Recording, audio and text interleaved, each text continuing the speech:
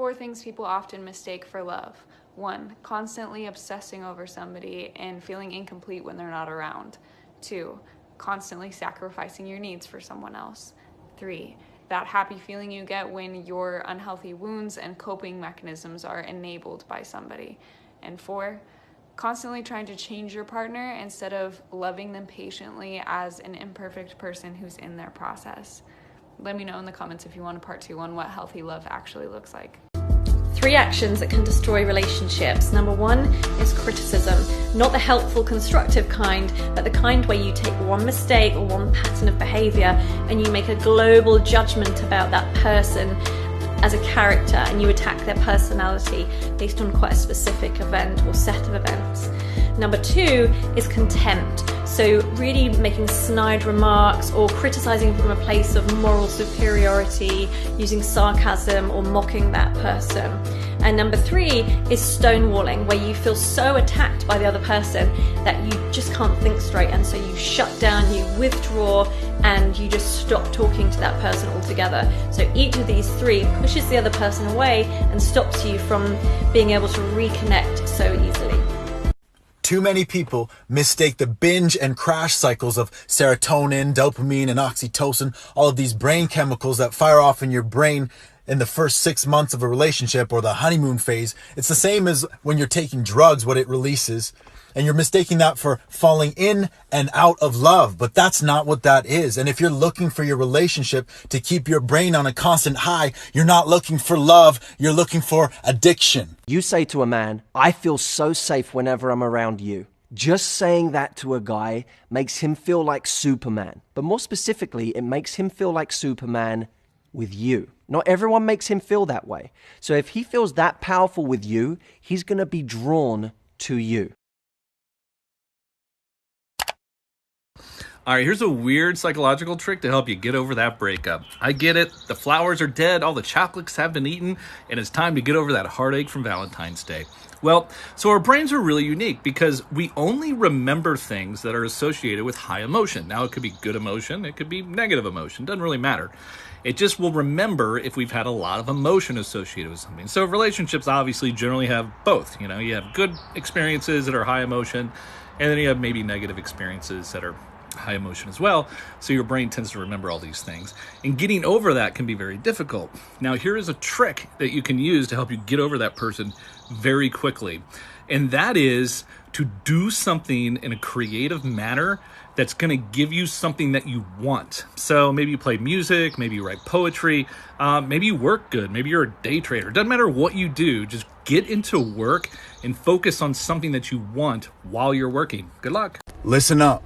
If you want to know what your relationship is made of and you don't want to become another divorce statistic, ask yourself, if all the other person could give you was their time, would you still give them yours?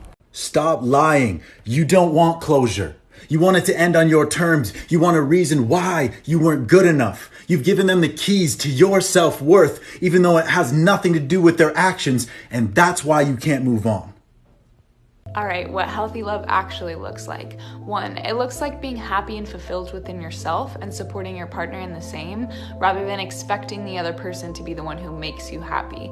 2, it looks like seeing the other person for who they are right now in the moment, rather than comparing them to who you want them to be or an idea you have in your head. 3, it looks like creating a safe space for both of you to heal and grow together, rather than trying to fix everything. 4, it looks like seeing conflict and triggers as an opportunity to learn about the other person and practice patience, curiosity, and empathy. And 5, it looks like speaking your needs freely and listening when the other person speaks their needs. Love is about being seen and heard and seeing and hearing the other person. Does everyone just want the next best thing? You know, everybody gets ghosted all the time and or is doing the ghosting, you know? Yes, it's easier to reject people because we don't necessarily have to do it in person. But even then, like, people talk about ghosting, like, oh, why is ghosting such a thing these days? When was ghosting not a thing? When was, like, we literally can watch movies from the 50s where the woman sees the guy and she's like, sees him in the street and she's like, why didn't you call? Right. That's ghosting. I guess we just couldn't watch them on social media also living out their best life on top of the fact they were getting ghosted, so it hurts more. You could pretend to yourself they died. I hope they Right. died and are literally ghosting. That's where it started. You hoped that they died. You called them a ghost. Right. They were a literal ghost.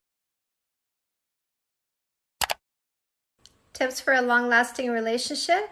Why, yes, indeed. Not only have I been with my husband for 14 years, but we haven't had a fight in 5. So first of all, understand how to not turn little things into big fights, which means you have to know how to manage your thoughts and your emotions and also your impulse. You know that impulse to say the stuff that comes to your head without really thinking about it first? Yeah, I used to have that one too. So in order to do that, you must start meditating because it's going to reduce your anxiety, stress, and fear. You know those emotions that you kind of vomit on your partner whenever they get overwhelming? Deal with that shit, my love. Go to my YouTube channel, find my Let's Meditate playlist, and start plugging in with headphones. I got great tracks on there that are gonna help your brain. Next, understand gender differences so you don't get pissed off at normal stuff. Be sure you read Fix That Shit so you know how to resolve conflict too. Boop. Things not to say to your wife after she gives birth to your little baby. Why are you still wearing your maternity clothes? She doesn't cry like that when I do it. So are we still eating whatever we want, or?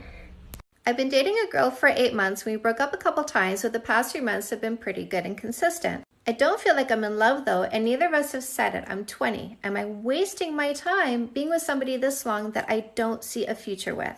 Okay, so had it been for that very last line, my advice would have been different.